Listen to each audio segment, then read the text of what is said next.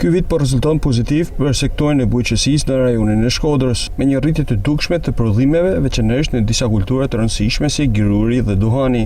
Sipas specialistëve të Agjencisë Rajonale të Ekstensionit Bujqësor, faktorët kryesorë që kanë ndikuar në këtë trend janë kushtet e favorshme klimatike.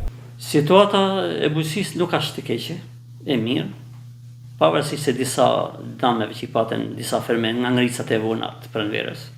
Prodhime të mira mendojmë se do të kenë në kulturën e duhanit. Ka pas interes shtum në kulturën e duhanit, me që edhe vitin tjetër ka pas treg. Gjendja e zhvillimit të bimëve është e mirë.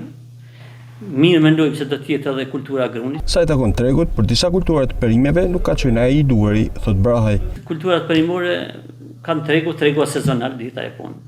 Ka shumë çmime inkurajuse, konkuruse, damatja, speci, ka çmime të demoralizuese, si thonë, sallata, është me çmime minimale, që s'ja vlen, por kështu është tregu, s'kemi që i bajmë, aty e përcakton kërkesë oferta, çmimin edhe fshatari është i njoftë në këtë, është i përgatitur.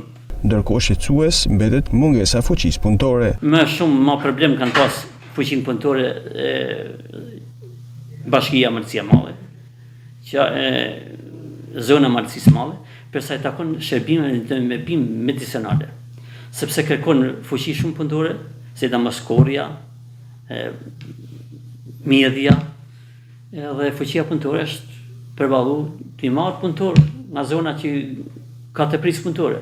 Por ndërsa disa kultura po përjetojnë një sezon të suksesshëm, situata nuk është e njëjtë për bimët medicinale që kultivohen kryesisht në zonën e Malësisë Madhe.